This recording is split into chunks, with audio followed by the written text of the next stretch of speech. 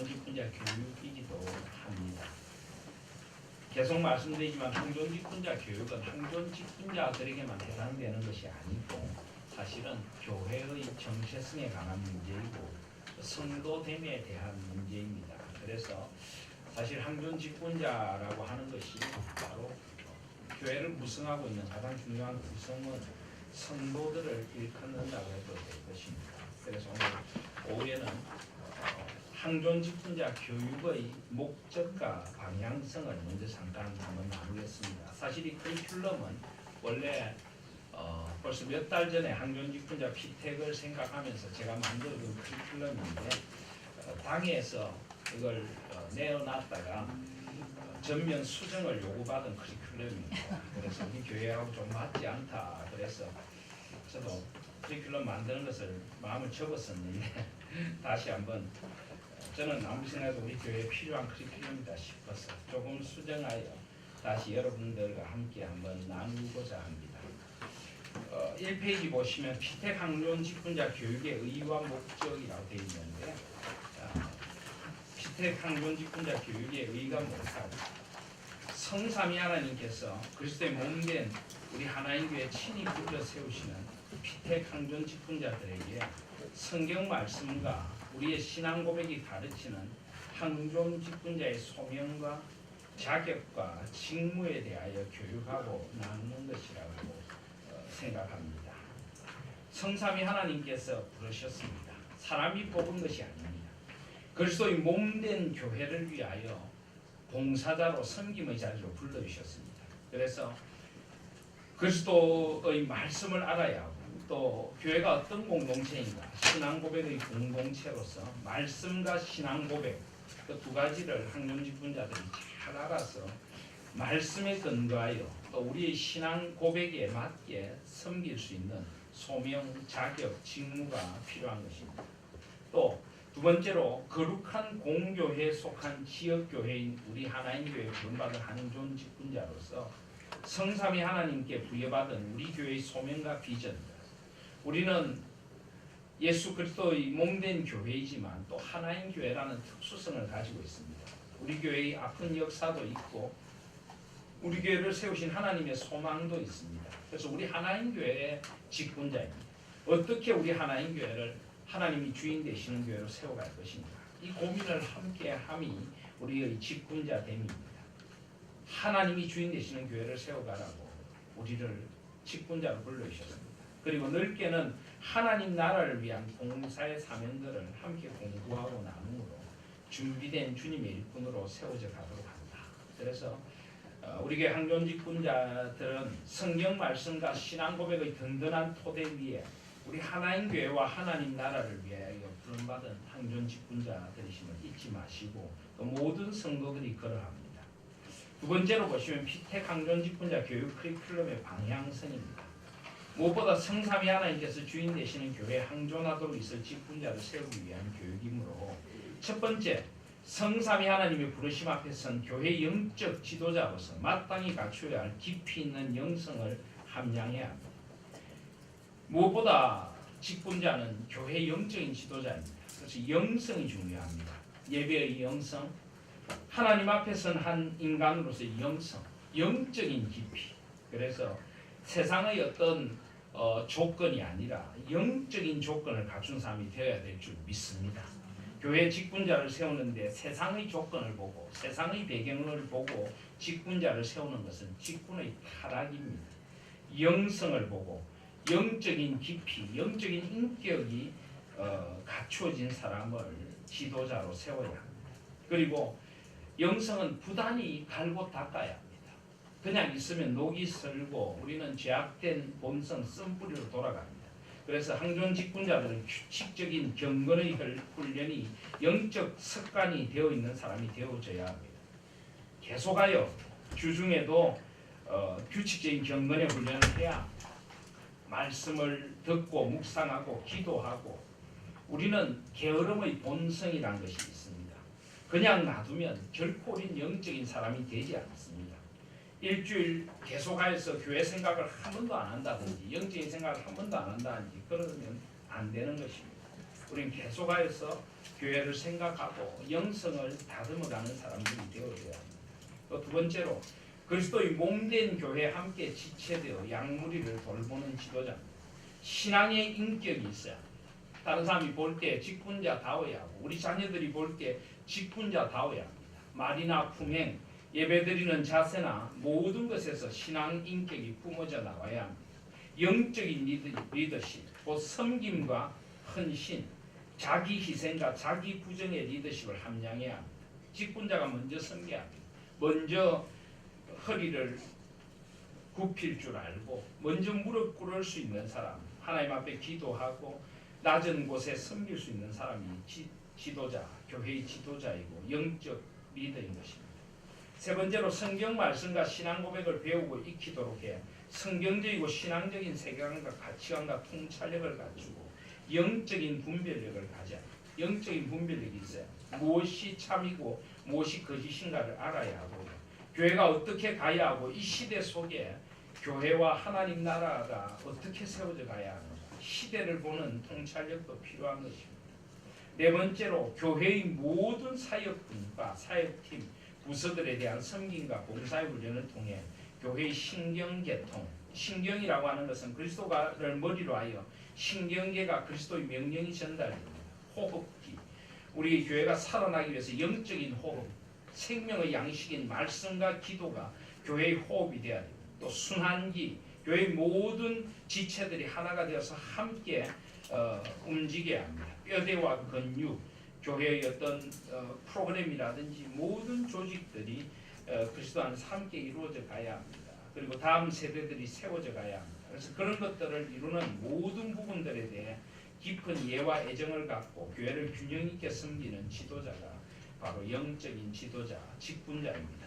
그리고 마지막으로 한국 교회와 세계 교회를 바라보는 안목, 대사회적이고 역사적이며 통전적인 성경적 기독교적 시각을 가져야 합니다. 대사회적이고 이 사회에 소음과 빛이 되려면 어떻게 돼야 하고 이 사회에 소외된 자들 또 사회에 어떤 대안을 줄 수 있는 교회가 되어야 됩니다. 역사적인 안목이 필요합니다. 통전적인 안목이 필요합니다. 그리스도인들은 역사적으로 정치적으로 한 곳 한쪽으로 치우치면 안 됩니다. 좌나 우로 치우침 없이 성경적인 비전을 가지고 하나님이 원하시는 의와 평강과 희락의 나라를 세워갈 수 있도록 우리가 사회 속에 동참하되 성경적인 대안을 가지고 동참해야 합니다. 기독교적인 가치관으로 사람들의 생각과 문화를 새롭게 해야 합니다. 그래서 세계를 품고 하나님 나라의 미래를 꿈꾸는 비저너리들, 이런 비전이 있는 사람들이 교회의 항존 직분자가 돼야 합니다. 그래서 이런 것들을 함양하기 위한 교육인데 사실 이 교육이 쉬운 것은 아닙니다. 또 좀 광범위할 수도 있습니다. 그래서 이번 항존 직분자 교육만으로 이 모든 것이 갖추어지기보다는 계속하여 예배를 드리고 설교 말씀을 듣고 새벽기도 말씀을 함께 나누고 말씀 묵상을 하고 또 말씀 공부를 하고 또 우리가 함께 나누고 토론하고 함께 서로 도전함으로 이런 항존 직분자들이 되어져 가야 합니다. 그래서 교회 항존 직분자로 부름받았을 때는 이런 마음의 준비를 하고 또 선배한 항존 직분자들과 함께 한평생 이제 그리스도의 몸된 교회와 하나님 나라를 섬기기 위하여 이 모든 부분에 준비된 직분자가 되어져야 할 줄 믿습니다. 항존 직분자 교육 및 임직 일정입니다. 항존 직분자 선출에 대한 선거를 9월 3일에 했고요. 오리엔테이션을 했습니다. 지금 교육이 계속되고 있는데요. 10월 22일부터 12월 2일까지 총 12회가 실시될 것입니다. 다음 주에는 추수감사 축제라서 하지 않습니다. 그래서 5회 하지 않습니다. 주일 5번, 수요일 6번, 그리고 12월 2일 토요일 날 박조준 목사님이 특별 강의를 해주십니다. 항존 직분자들은 이 중에 3분의 2 이상 들으셔야 하고 특별히 12월 2일 토요일 날 오후 5시에 있게 될 박조준 목사님 특별 강의, 그 강의에는 피택 항존 직분자들만이 아니라 우리 교회 기존 항존 직분자들 또 모든 성도님들이 함께 나와서 들으셔도 좋을 것 같습니다. 그래서 그렇게 우리가 준비를 해주시고요. 피택 항존 직분자 고시 및 신청 면접이 다음 주일 오후 예배에 있습니다. 고시 예제를 오늘 예배 후에 배부해 드리겠습니다. 8페이지밖에 안 됩니다. 그래서 8페이지만 외우시면 돼요. 그렇게 준비를 해놨습니다. 그리고 신청 면접이 있습니다. 면접은 저와 우리 선배 집사님들, 권사님들이 보실 예정입니다. 신청 면접 준비해 주시면 좋겠습니다. 그 다음에 종교계 500주년 기념 교회와 직분의 개혁과 회복을 위한 전교인 부흥성회가 12월 2일 토요일 오후 5시 교육 후에 7시 반부터 박조준 목사님을 모시고 있게 됩니다. 그리고 항존 직원 장립집사 권사, 명예 장립집사, 명예 권사 임직 추대 및 치인 감사예배가 12월 3일 주일 오후 5시에 있게 됩니다. 이번에 임직식은 특별히 종교개혁 500주년을 기념하는 임직식입니다. 종교개혁은 직분의 개혁입니다. 그래서 직분을 인간적인 생각으로 세우는 것이 아니라 오직 삼위 하나님의 영광과 성경적인 직분관에 따른 직분 임직식이 거행될 것입니다. 그리고 온 교회가 온 성도들이 함께 동참하는 어떤 소수의 교회 기구가 아니라 온 성도들이 함께 동참하는 직분 임직식이 될 것입니다. 그리고 섬김의 종이 되신 그리스도를 깊이 바라보며 성경 충만한 그런 임직식으로 만들어 가려고 합니다. 그래서 기대하시고 준비하시고 그날은 오후 예배를 5시에 드리게 됩니다. 오후 예배를 5시에 드리는 것은 우리가 예배를 몇 시에 드린다 이것은 불변할 법칙이 아닙니다. 교회 형편에 따라 조금 바꿀 수 있고요. 왜 주일에 하게 되느냐? 평일에 하게 되면은 아무래도 우리 성도님들이 참석을 많이 못 하십니다. 제가 우리 교회에 와서 보니까 우리 교회는 주로 임직식을 토요일 날 하더라고요. 임직식은 교회의 잔치가 되어져요. 우리 교회의 직분자를 세우는 거죠. 주일에 온 성도들이 가장 많이 모여있는 예배의 자리에서 직분자를 세움이 성경적인 줄 믿습니다. 그리고 주일 오후 5시 하는 이유는 요즘 대부분의 교회들이 오후 예배를 드리기 때문에 순서를 맡으신 목사님들이 오시기도 좋고 다른 우리 축하를 해주러 오시는 분들도 본교회 예배를 드리고 올 수 있는 그러니까 공교회적인 다른 교회를 향한 배려의 손길이라고 생각하시면 되겠습니다. 우리가 조금 기다려서 마음 편하게 본교회 예배를 드리고 오실 수 있도록 다 배려해드리고 목사님들에게도 배려하고 우리는 오후 5시에 임직식을 하고 저녁에 축하 잔치, 리셉션을 하게 될 것입니다. 그래서 그런 축하 잔치로 열리게 된다는 걸 기대하시고 잘 준비해 주시기를 바랍니다. 한 장 넘기시면 이 페이지에 강의 커리큘럼이 있습니다. 일단 1차 교육으로 12번의 강의를 하려고 합니다. 그래서 지금 오늘이 6번째인데요. 6번째 강의가 끝나고 이제 7번, 12번째까지 이어질 것이고요. 그 중에 한 강의는 우리 저번에 남아원에서 온 천유한 선교사님이 개혁교회 선교와 직분자, 니케아 신경의 교회론에 근거한 선교이에 대하여 강의를 해주셨습니다. 그리고 12월 2일에는 박조준 목사님이 하시게 되고요. 나머지 교회 신앙 고백이라든지 교회 예배 지침이라든지 또 교회론에 대한 것들은 제가 강의를 맡아서 하겠습니다. 그 밑에 5번에 보시면 섬김과 나눔의 비전을 위한 봉사 커리큘럼이라고 하는 것이 있는데 사실 이걸 해야 되는데 임직 받으신 이후에도 하실 수 있으니까 계속 하려고 합니다. 교회 교육 부서들을 돌아보고 섬기고 주차 봉사, 애참 봉사를 돌아보고 양아진 선교사 교육도 가서 우리 선교의 손길도 한번 느껴보려고 했는데 여건이 되면 하도록 그렇게 하겠습니다. 그리고 영성과 공동체 훈련을 위한 팀워크 커리큘럼이 있는데요. 기존 학년 직분자들과의 만남, 교회 교육자들과의 만남, 전도회장단과의 만남, SFC 대학 청년부 방문 및 임원들과 만남 이런 시간을 통해서 교회의 전체적인 구조를 이해하기 위함입니다. 3페이지 보시면요. 독서와 묵상 숙제도 다 하셔야 됩니다. 규칙적인 경건생활, 성경읽기, 기도생활, 가정예배 등을 통해 경건의 습관을 기르고 매일 성경, 큐티 말씀 묵상과 아래 필독서들을 읽은 소감문을 내시고 나누셔야 됩니다. 필독서, 성경 1도, 개혁교회 교리표준, 관리표준, 그래서 바로 이 헌법을 말합니다. 헌법책에 모든 내용이 있습니다. 그리고 하나님을 아는 지식, 개혁에 가는 교회, 개혁교회 목회자 생활, 새들백 교회 이야기, 시달리고 지친 직장인의 황금률 이런 책들을 읽으시면서 우리 교회가 나아가야 할 방향, 또 우리가 하나님을 알아감이 무엇이며 교회의 5기둥, 신앙의 황금 삼각형 이런 우리 교회에서 강조하는 주제들을 책에서 읽으실 수 있습니다. 다 해내실 거죠, 그죠?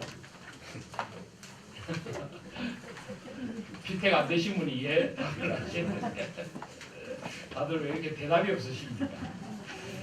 여러분이 임직식 끝나면은 안 해도 된다 착각하지 마십시오.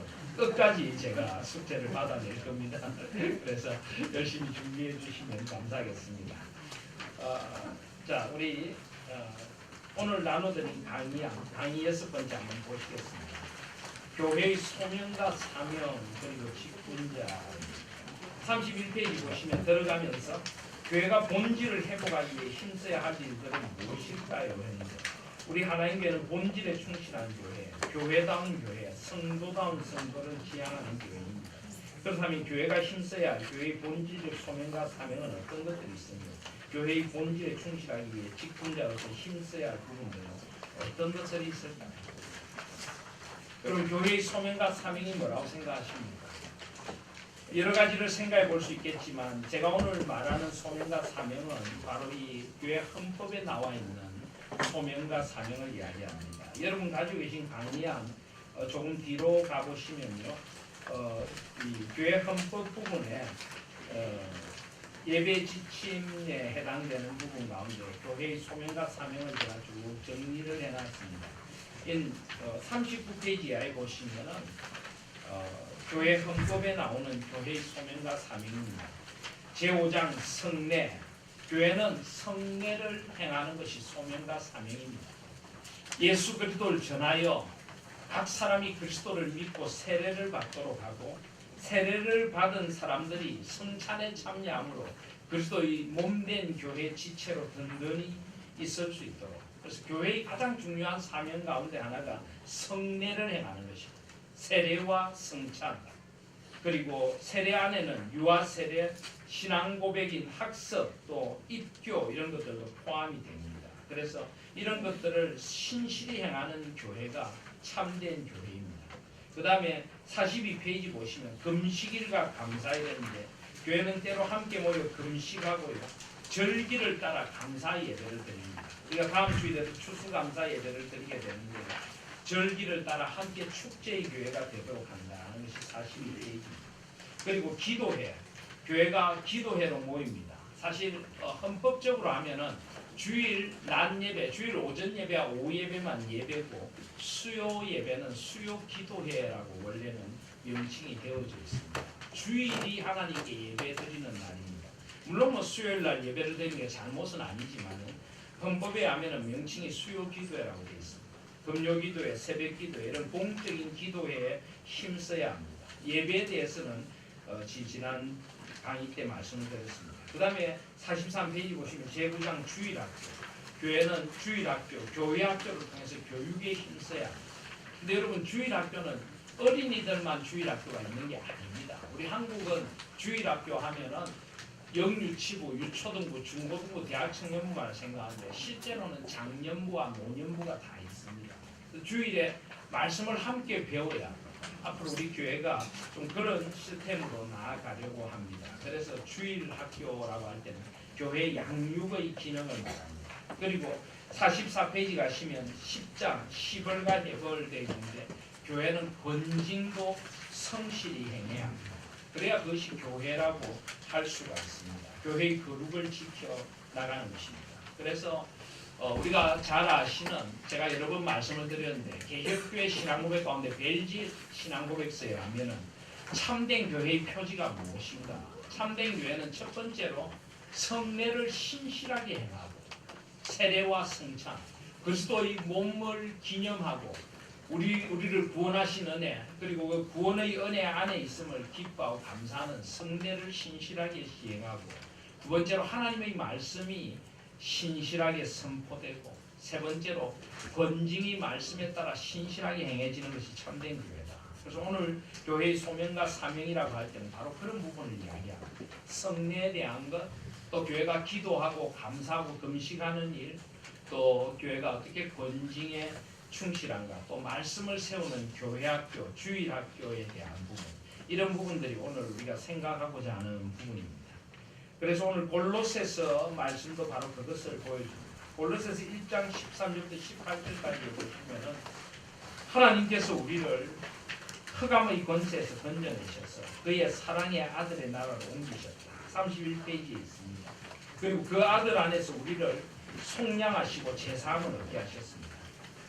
보이지 아니하시는 하나님의 형상이요 모든 피조물보다 먼저 나신 예수 그리스도, 그분이 만물을 창조하시고 하늘과 땅에 보이는 것들과 보이지 않는 것들, 혹은 왕권들이나 주권들이나 통치자들이나 권세들이나 만물이 다 그로 말미암아 창조되고 그를 위하여 창조되고 만물보다 먼저이시고 만물이 그 안에 함께 선문, 그분이 바로 교회의 머리이신 예수 그리스도시다. 그래서 예수 그리스도를 머리로 하여 온 세상을 충만하게 하는 교회의 비전을 우리에게 주셨습니다. 사도 바울은 그 교회를 위하여 1장 24절 이하에 보시면 이제 너희를 위하여 받는 괴로움을 기뻐하고 그리스도의 남은 고난을 그의 몸된 교회를 위하여 내 육체에 채우노라. 그렇습니다.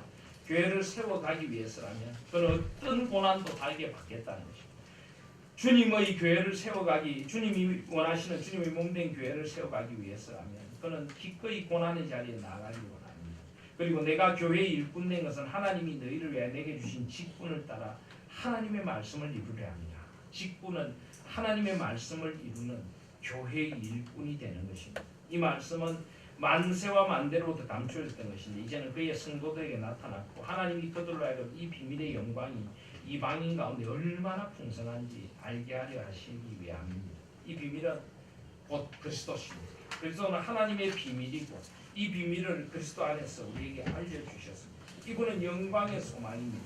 그래서 교회의 본질은 1장 28절 말씀처럼 우리가 그를 전파하여 각 사람을 권하고 모든 지혜로 각 사람을 가르치면 각 사람을 그리스도 안에서 완전한 자로 세우려 합니다. 그렇습니다. 각 사람을 그리스도를 먼저 전파하여 각 사람을 모든 지혜로 권하고 가르쳐야 합니다. 모든 지혜는 성경 말씀입니다. 그리고 그것은 각 사람을 그리스도 안에서 완전한 자로 세우는 것. 이것이 교회의 비전이기도 합니다. 우리가 세례와 성찬을 행함도 그리스도를 전파하고 그리스도 안에서 완전한 자로 세우기 위함이고 주일학교를 통하여 말씀을 전함도 완전한 자로 세우기 원함이고 함께 모여 기도 드림도 완전한 자로 세우기 원함이고 건징을 행함도 악에서부터 건짐을 받아 완전한 자로 세우기 위함입니다. 그래서 32페이지부터 성례란 무엇입니까? 하는 것을 잠깐 설명하겠습니다. 우리 개신교회는 성례가 몇 가지가 있습니까?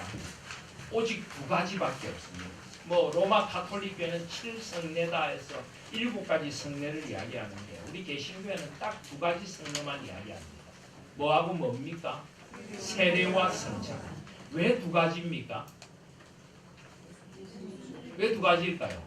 예수님께서 제정하신 것이 두 가지밖에 없기 때문입니다. 우리는 주님이 제정하신 대로 합니다. 주님께서는 성부와 성자와 성령의 이름으로 세례를 베풀라라고 하셨고 마지막 잡히시던 밤에 떡을 떼사 축사하시며 이 떡과 이 잔을 나눔으로 나를 기념하라 하셨습니다. 우리는 그리스도께서 제정하신 것이 두 가지이기에 두 가지만 행합니다. 무슨 이유가 있습니까? 주님께서 하셨기 때문입니다. 그래서 세례란 무엇인가?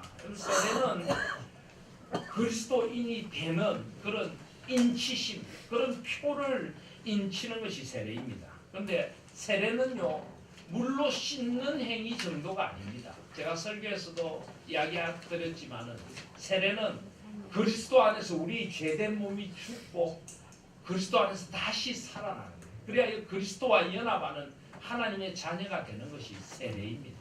죄에 대하여 죽고 그리스도에 대하여 살아나는 것, 그것이 바로 세례인 것입니다. 그래서 세례를 통하여 우리는 하나님 앞에 새로운 피조물이 되고 하나님의 자녀가 되는 것입니다. 세례는 성부 하나님의 구원 계획을 성취하신 예수 그리스도의 사역을 성령님께서 적용하시는 것입니다. 언약의 백성들이 되는 거룩한 표, 상징, 이 표를 우리에게 덧입혀 주는 것입니다. 우리가 세례교입니다. 그리고 인을 치는 것입니다. 인을 쳐서 영원한 그 인치심의 표시를 해주시는 것입니다. 그래서 세례는 인치심이다. 그래서 이 표를 받아야 됩니다. 저희 다형이가 남아공 개혁교회에 있을 때 유아 세례를 받았습니다. 거기서 태어나가지고 그래서 유아 세례를 받았는데 그 유아 세례식을 참 이렇게 아주 이렇게 거창하게 거행을 합니다. 그래서 유아 세례식 한다고 저희들이 한복을 입고 저희 아이 하나만 했습니다. 마침 또 그날이 100일 되는 날이었어요. 그래서 온 남아공 그 성도들 앞에서 아주 의미 깊은 유아 세례식을 했습니다. 그런데 유아 세례식을 마치고 저희 다행이가 다른 애들이 다행이를 데리고 놀다가 그만 걔가 이 유모차에서 앞으로 그대로 탁 꼬꾸라졌는데 마침 시멘트 바닥에 머리를 탁 찧어가지고 여기에 막 이만큼 그렇게 되면서 피가 확 쏟아졌습니다. 얘가 얼마나 아파하는지. 근데 제가 그걸 보면서 저희 집에 가서 이걸 약을 발라주면서 그랬습니다. 야, 세례 표시 한번 진하다. 완전히 물세례다 피세례다. 그냥 인침을 받아서 그냥 여기에 그냥 세례의 표시를 이렇게 상처로 가지고 있는. 그래서 야, 오늘 세례 정말 생생하게 받았다. 저희들이 그렇게 아픈 일이지만 감사함으로 받았던 기억이 있습니다. 그래야 된다는 거 아닙니다. 나도 아이 세례 줄 때 고개를 이렇게 대한 건 아닙니다. 결혼 준비하는 세우분 다음 유아세례 때 꼭 그래야 되는 거 아니야. 그런데 어쨌든 세례는 인치심의 표시다. 그래서 비록 물로 세례를 주지만은 예수의 피로 세례를 주시는 것이고 또 우리를 그리스도의 자녀로 인치시는 것입니다. 그래서 세례는 그리스도의 피로 제사함을 받은 사람들을 이 세례를 통하여 가시적이고 보편적인 거룩한 공교의 지체로 가입시키는 것이 세례다. 그래서 이제는 성도들 앞에 공적으로 신앙을 고백하고 하나님 나라를 위하여 살겠다 하는 그런 결심을 하게 만드는 것입니다. 자, 그것이 세례이고 이제 세례받은 하나님의 백성들은 성찬의 상에 참여합니다. 성찬은 뭡니까? 주님의 살과 피를 먹고 마심으로 영적 자양분을 공급받는 것입니다. 제가 성찬식에 대하여 성찬의 3가지 시제가 있다는 말씀 드렸던 거 기억나십니까? 성찬의 과거가 있습니다. 과거는 뭡니까?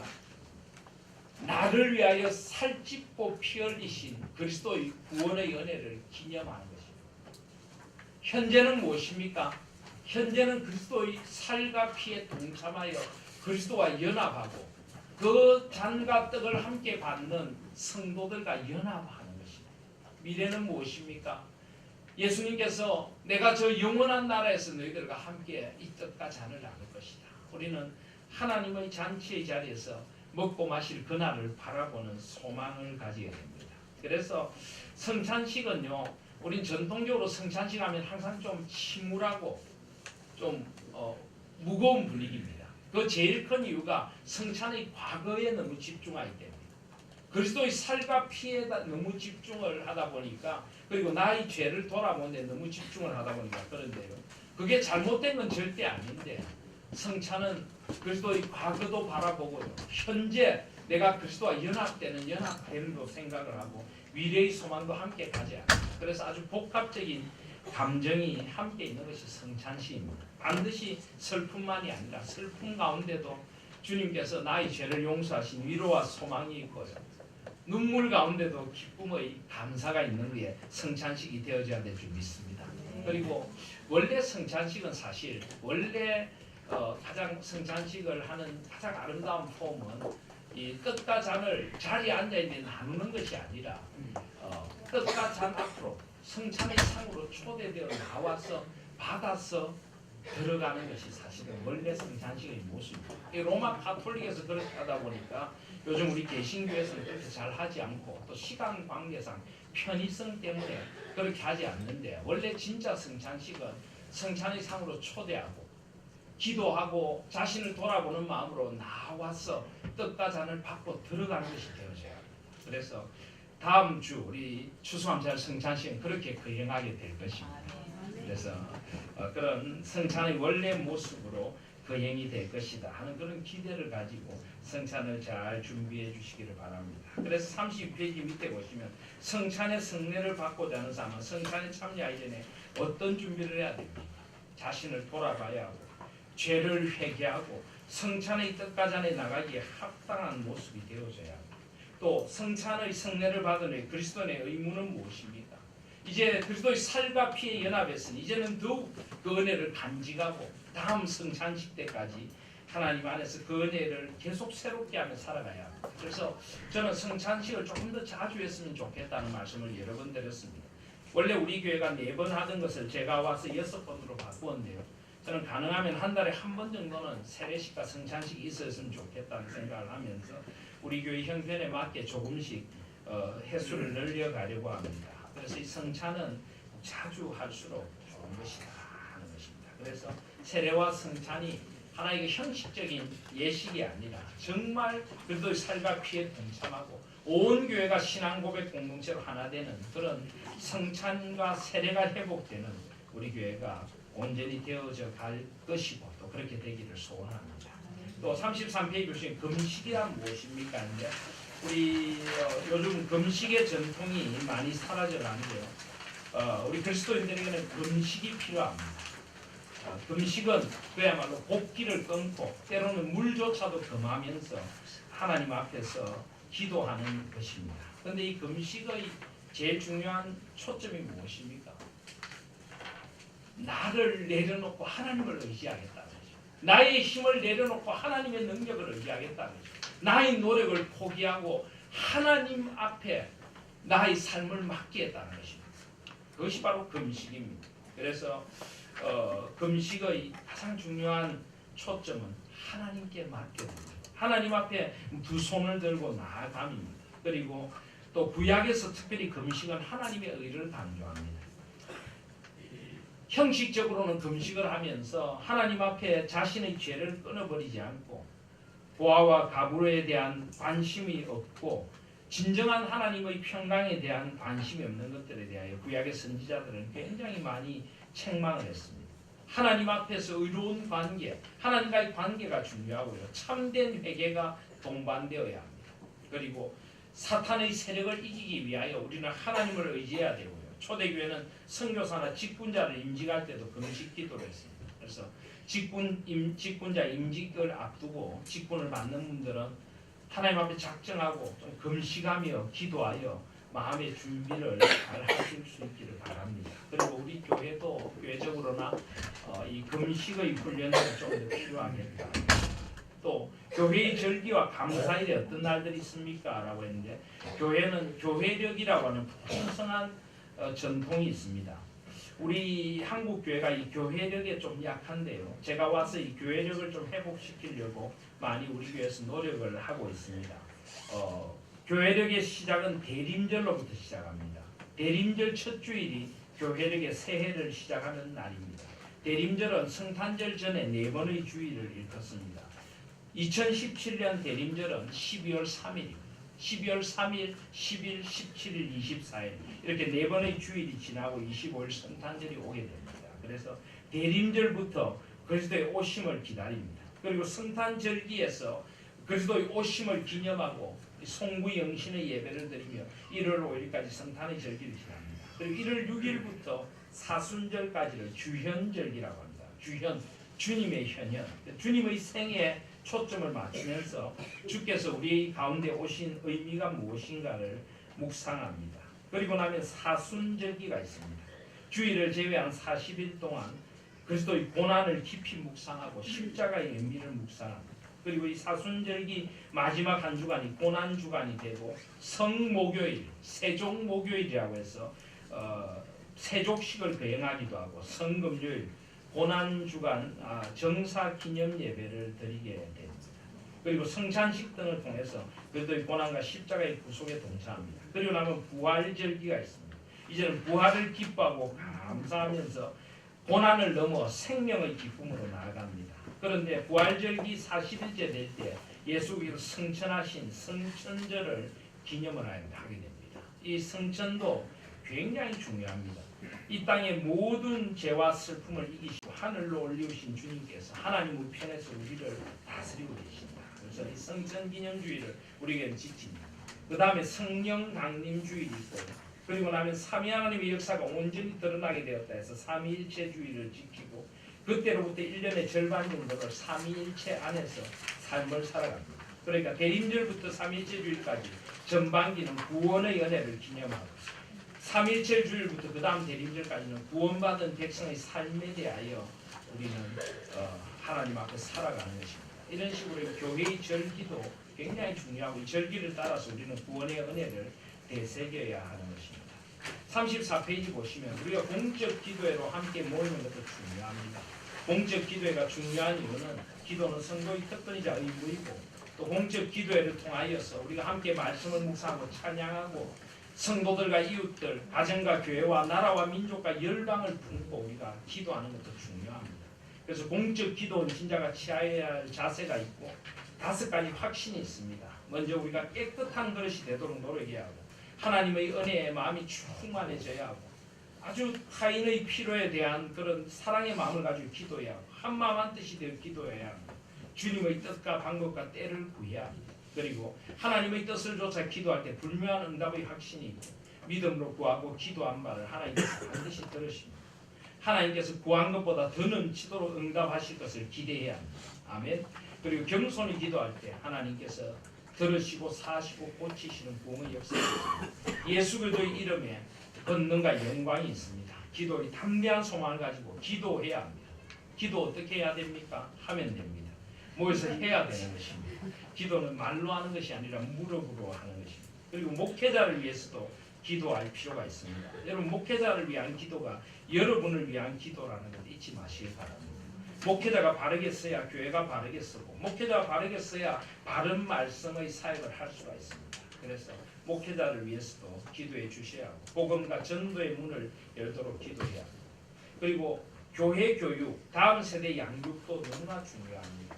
우리 이 특별히 직분자들은 다음 세대에 대한 깊은 관심을 가져야 합니다. 34페이지 보시면 우리는 성경적 경건과 영성을 우리가 먼저 갖추어야 하고 우리 다음 세대들에게 심어줘야 합니다. 35페이지 보시면 전인적인 그리스도인으로 변화되도록 해야 합니다. 자꾸만 세상이 파편화됩니다. 전문화됩니다. 그러나 인간들은 그렇게 파편화시킬 수 있는 존재가 아닙니다. 전인적인 그리스도인. 그리고 세 번째로 전통적 가치, 교회라든지 성경이라든지 신앙의 전통, 이 전통을 무시해서는 안 됩니다. 변해야 될 건 변해야 되지만 변하지 말아야 될 건 변하지 않아야 합니다. 이걸 잘 구분해야 됩니다. 시대가 아무리 흘러도 변하지 않아야 될 게 있습니다. 우리 예배 신앙적인 가치, 요즘 뭐 남녀 간의 결혼이라든지 이런 것까지도 무시해버리는 그런 이상한 세상, 동성의 결혼, 이런 것은 전통적 성경적인 가치에 대한 반항에서 나온 21세기의 사조입니다. 우리는 전통적 가치를 소중하게 여겨야 하고 그 가치를 우리 자녀들에게 전수해 줘야 합니다. 그러면서도 바뀌어야 될 건 또 바꿀 수 있는 그런 껍데기는 바꿀 수 있는 그런 것들도 우리에게 필요합니다. 그리고 문화의 변혁자, 이 문화가 그리스도의 문화가 될 수 있도록 점점 음란해져 가고 점점 세속화되어 가는 문화 속에서 그리스도의 깨끗하고 아름다운 문화로 세상을 바꾸도록 우리부터 노력해야 하고 우리부터 바르게 써야 합니다. 모든 곳에서 그리스도인다워야 합니다. 그리고 교회의 가치, 교회가 얼마나 중요한지 모릅니다. 점점 가난한 성도들이 많아져 가고 있습니다. 여러분 가난한 성도라는 이야기 들어보셨습니까? 가난한 성도가 뭡니까? 거꾸로 하면 안 나가. 신앙은 가지는데 교회는 안 나간다. 그것은 모순입니다. 교회 때문에 실망해서 그러는 것은 이해가 되지만 결국 그것은 사탄의 속삭임입니다. 교회가 중요한 것입니다. 함께 모여야 합니다. 함께 공동체를 이루어 가야 하는 것입니다. 교회도 제 많은 사람들의 공동체이지만 늘 새롭게 되어야 합니다. 그리고 공동체의식, 개인주의적인 사회 속에서 공동체의식을 심어줘야 합니다. 그러기 위해서 제일 중요한 신앙교육의 모체가 가정입니다. 가정에서부터 아이들과 손잡고 기도하고 예배드려서 가정이 신앙교육을 해야 합니다. 36페이지 보시면 가정 예배를 드리고요. 함께 말씀을 묵상하고 우리 하나님교회는 매일 성경을 자녀들까지 함께 묵상합니다. 또 함께 손잡고 기도해야 합니다. 여러분 자녀들과 가족들과 손잡고 한번 기도해 보시죠. 밥을 먹을 때도 같이 손잡고 기도하고 같이 손잡고 이렇게 한번 기도하면 참 좋습니다. 전에도 제가 말씀드렸죠. 제가 외국에 있을 때 보니까 그 사람들은 꼭 식사 기도를 손잡고 합니다. 식사 기도를 또 식사 초대를 한 2번을 하더라고요. 밥 먹기 시작할 때 1번 하고 밥 다 먹고 식사 교제 다 끝날 때 손잡고 기도합니다. 주로 밥 먹기 시작할 때 기도는 아주 짧게 합니다. 음식도 씻고 침도 튀니까 짧게 하고 먹고 이야기를 나눈 후에 나중에 손을 잡고 풍성한 기도를 나누더라고요. 참 좋았던 기억이 있습니다. 우리 가족들과 식사 전후에 손잡고 기도하고 또 그 외에도 교회에서 가정에서 함께 기도하실 수 있기를 바랍니다. 자녀들과 다양한 교육 활동에 참여하여 신앙적인 가치관을 심어줄 필요가 있습니다. 또 교회는 교회의 교육적인 책임을 자각해야 합니다. 다음 세대 교육에 무엇보다 우선시해야 합니다. 그리고 교회 발달 단계에 맞는 교육 부서를 설치하여 유아부, 유치부, 유년부, 초등, 중등부, 고등부, 대학부, 청년부, 장년부, 노년부 등으로 구성을 해야 합니다. 그리고 교사들이 신앙교육의 전문가가 되고 뜨거운 영성을 가지도록 교사들을 끊임없이 훈련해야 하고 교회의 교육적 여건을 끊임없이 정비해 나가야 합니다. 또 37페이지 보시면 우리 자녀들에게 예배의 훈련이 중요합니다. 저는 앞으로 우리 교회가 언약적 예배를 드리는 공동체가 되기를 원합니다. 여기 언약적 예배라고 하는 것은 온 성도들이 함께 예배를 드리는 것입니다. 어린아이들까지 온 가족이 함께 예배를 드리는 것입니다. 우리 아이들이 그런 것을 통해서 예배 훈련을 받습니다.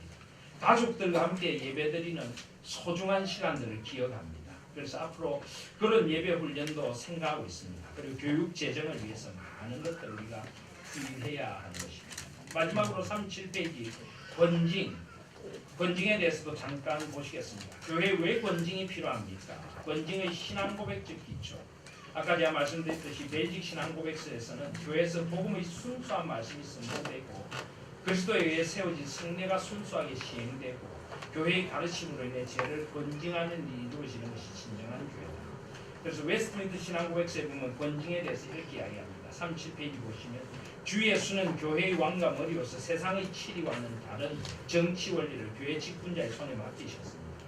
이들 교직자들에게 천국의 열쇠를 맡기셨고 교직자들은 그 효력으로 말씀과 권징의 방편을 사용하여 죄를 보류하거나 혹은 용서합니다. 또 회개치 않는 자에게는 천국의 문을 닫고 회개하는 죄인들에게는 필요한 경우에 따라 복음의 사역에 의해 또는 책벌 해제에 의해 천국의 문을 열어줍니다. 교회의 권징은 범죄하는 형제들을 바로잡아 잃어버리지 않으며 다른 사람들을 막아 같은 죄를 범하지 않게 하기 위함입니다. 온 덩어리에 퍼지는 누룩을 제거하며 그리스도의 명예와 복음의 거룩한 고백을 옹호하고 하나님의 진노를 막기 위해 권징이 필요합니다. 만약 하나님의 언약과 그 인치심을 극악하고 회개하지 않는 범죄자들에 의해 더러워지는 것을 방임하여 두면 교회에 내릴 하나님의 진노가 온 교회 위에 내릴 수도 있습니다. 그래서 이 목적을 효과 있게 달성하기 위하여 교회 교직자들은 범죄의 성질, 범죄자의 과실에 따라 충고로부터 시작하여 일시적 수찬연기 또는 교회로부터의 제명이나 출교를 시킬 수 있습니다. 그래서 37페이지 보시면 우리 그 개혁교회 법의 권징의 의의, 권징은 예수 그리스도께서 교회 주신 권한을 행사하며 그의 설립하신 법제도를 시행하여 교인, 직원이 각급 치리를 치리하며 권고하는 것입니다. 권징의 목적은 진리를 보호하며 그리스도의 권위와 영광을 공호하며 악행을 제거하고 교회의 정결과 덕을 세우며 범죄자의 영적 위, 범죄자가 영적으로 빠져나오도록 하는 데 있습니다. 제3조 보시면 권징의 성격, 권징은 세대 이상의 교인과 직원의 폭언, 성애 모욕, 폭행, 명예훼손, 불온 유인물, 기물 파손, 예배 방해 등을 권징의 범위로 다루게 됩니다. 그래서 권징의 대상은 세례교인 이상 등록되어 있는 자, 교회의 직원, 직분자, 각급 7위회가 되겠습니다. 제5조 권징의 범위를 한 번 더 보시면요. 1번 성경에 위배된 7위의 결정과 교인, 직원 또는 7위의 위법 사건. 두 번째 타인으로 범죄하게 한 일. 세 번째 성경을 기초해서 교회가 정한 교리, 법규 또는 관리에 위배된 일. 네 번째 덕을 세움에 방해되게 한 일. 다섯 번째 예배를 방해한 행위. 여섯 번째 이단적 행위와 이에 적극적으로 동조한 행위. 일곱 번째 허위 사실을 유포하여 교인 또는 직원의 명예를 훼손시킨 일. 여덟 번째 온라인, 인터넷, 핸드폰, 팩스 등과 사이버 공간에 비진리적이거나 불순한 자료를 게시하거나 교회의 건덕과 개인의 자료들을 유포하는 행위. 직권을 남용하거나 직무를 유기하는 행위. 아홉 번째, 열 번째 파렴치한 행위로 국가재판에 의해 금고 이상의 형이 확정된 범죄 행위. 11번째 공해나 시리의 석상에서 폭언, 폭행, 기물 파괴 등 현장 범죄 행위. 12번째 사건 담당자와 관련하여 금품을 수수한 행위. 이런 것들이 전부 다 교회의 권징의 범위에 들고 교회는 이런 죄들을 치리하여 교회가 순결을 지키고 교회가 거룩을 잃어버리지 않도록 그리고 죄에서 빠져나오도록 해야 할 의무가 있습니다. 특별히 자녀들도 제7조에 보시면 교인의 자녀 관리, 교회 보이는 교회 내에서 출생한 모든 자녀들을 세례를 받게 하고 교회의 보호 아래 두어 정치와 건징에 복종하도록 양육하여야 합니다. 그리고 모든 의무를 이행하도록 만들어야 합니다. 마지막으로 39페이지 보시면 성경적인 건징의 절차가 있습니다. 마태복음 18장 15절 18절에 범죄한 성도에 가서 그 사람을 상대하여 회개할 것을 권고하고 회개하면 그 성도를 죄에서 구합니다. 개인적인 권면을 듣지 않으면 한두 사람을 데려와서 다시 권면합니다. 그것도 듣지 않을 때는 교회의 치리기관이나 법적인 일을 통하여서 권면하고 회개를 촉구하도록 합니다. 그리고 4절에 보시면 그래도 듣지 않으면 정해진 권징의 절차 의미에 따라 권징을 시행해야 합니다. 권징도 그 성도를 진심으로 사랑하는 마음으로 실시하며 그래도 영광과 교회의 순결을 보호하고 형제를 죄에서 돌이키고 회복시키기 위해 실시하고 수시로 그 성도를 찾아 위로하며 말씀으로 권면하고 함께 기도하는 가운데 함께 참여하는 마음으로 회개하도록 하고 정한 시가 지나 불명한 회개의 모습이 확실히 보일 때 해거를 하고 그 성도를 다시 더 따뜻함으로 맞아들이므로 교회의 교제, 그리스도와의 교제와 성도의 교제를 회복시켜주는 것이 권징인 것입니다. 그래서 오늘 좀 내용이 많은데요. 자습하시고 여러분들이 꼭 아셔야 할 교회의 분명한 소명과 사명, 성례에 대한 것, 또 기도와 다음 세대 교육과 양육에 대한 것, 또 권징에 대한 것들을 나누어 보았습니다. 이런 것들이 교회에 꼭 필요하고 교회의 질서를 지키기 위해 필요하다는 것을 아시고 우리 직분자들은 먼저 신실한 성례자로 또 말씀의 사람으로 또 기도의 사람으로 또 교회 앞에 거룩과 순결을 지키고 교회의 질서를 지켜나가는 그런 교회의 본질을 회복하는 그런 우리 하나님 교회 직분자 되시기를 주님의 이름으로 축복드립니다.